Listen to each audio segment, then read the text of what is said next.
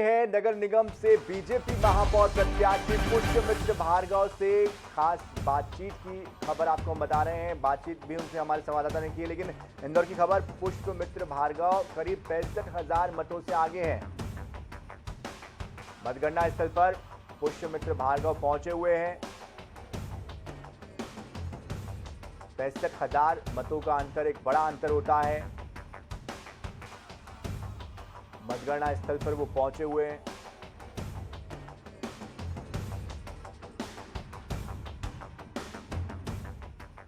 अभी समय है, फाइनल परिणाम आने में समय, क्या कहेंगे?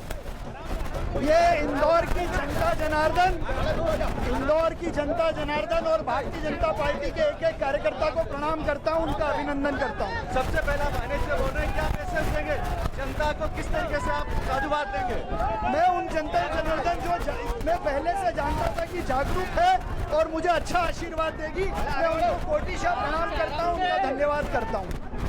तो ये तो पुष्यमित्र भार्गव जो शहर की जनता को धन्यवाद दे रहे हैं, उनका कहना है कि उन्हें पहले से विश्वास था कि वो जीतेंगे।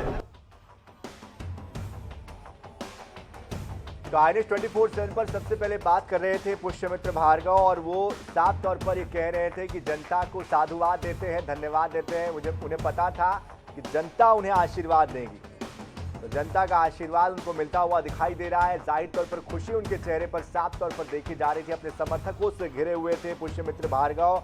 65,000 मतों से आगे चल रहे हैं, लगभग जीत के करीब है। लेकिन जिस तरह से इंदौर में नगर निगम का काम सामने आया है, खासकर स्वच्छता को लेकर जिस तरह से पुरस्कार मिले हैं और जिस तरह से एक आर्थिक राजधानी के तौर पर लगातार इंदौर आगे बढ़ रहा था, इन सब बातों का जरूर प्रभाव पड़ा है। और इसलिए भी मतदाताओं ने अधिक वोट बीजेपी को किए, जो अब तक के जो परिणाम सामने है उसके अनुसार, और इसका असर होता हुआ दिखाई दे रहा है।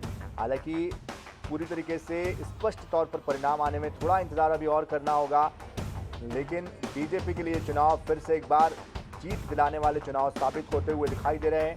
अब तक जो परिणाम आए हैं उसमें अधिकतर सीटों पर बीजेपी काबिज हुई है, अधिकतर जगहों पर बीजेपी ने जीत हासिल कर ली है।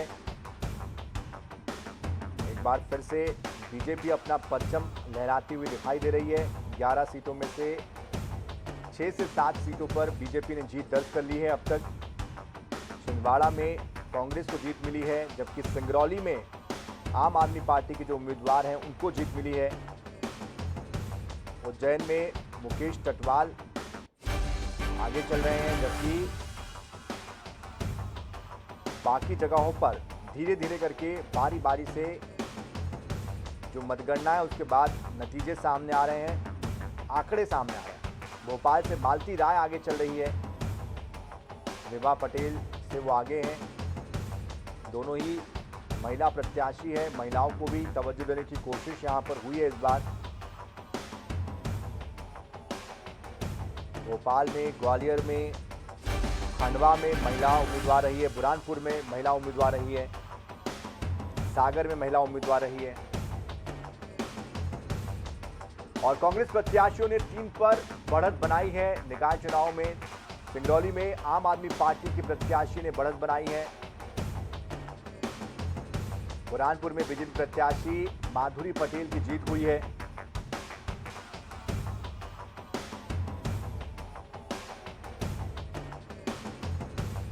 खंडवा में बीजेपी प्रत्याशी अमृता यादव की जीत हुई है। भोपाल में बीजेपी प्रत्याशी मालती राय आगे चल रही है, लगभग जीत के करीब है। इंदौर में बीजेपी प्रत्याशी पुष्यमित्र भार्गव आगे हैं, इनकी भी जीत लगभग करीब बताई जा रही है। छिंदवाड़ा में कांग्रेस के विक्रम आहा के आगे हैं, जबकि ग्वालियर में शोभा सिकरवार आगे चल रही है। सागर में भी बीजेपी आगे है। जबलपुर में कांग्रेस के प्रत्याशी मैदान मारते हुए दिखाई दे रहे हैं, जगत बहादुर सिंह अन्नू। सिंगरौली में आम आदमी पार्टी प्रत्याशी रानी अग्रवाल। तो 11 नगर निगमों में से 7 पर बीजेपी आगे है, यानी कि सीधे तौर पर अगर देखा जाए तो नतीजे बीजेपी के पक्ष में आते हुए दिखाई दे रहे हैं और एक बार फिर से बीजेपी एक बड़ी पार्टी बनकर उभरती हुई। नगरीय निकाय चुनाव जो कि लोकल बॉडी के चुनाव होते हैं, उसमें अगर पार्टी को जीत मिल रही है, इसका मतलब ये है कि आने वाले समय में भी बीजेपी के लिए ये अच्छी खबर है।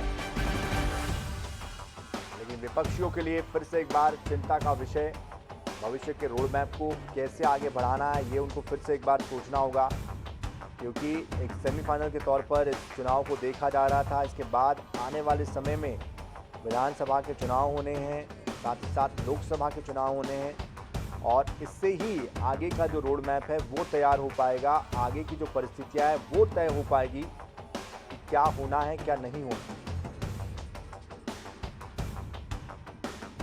सागर से बीजेपी प्रत्याशी संगीता तिवारी आगे हैं।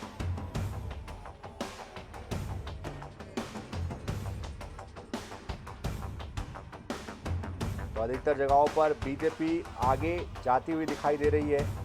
हालांकि चुनावी मुद्दे इस बार सरकार का कामकाज भी है, विकास भी है, साथ ही साथ चुनाव में जो वादे किए गए वो भी है। क्षेत्र की जो समस्याएं हैं उनका समाधान किस दिशा से निकलेगा, कितना सटीक निकलेगा, ये तमाम वो बातें हैं। साथ ही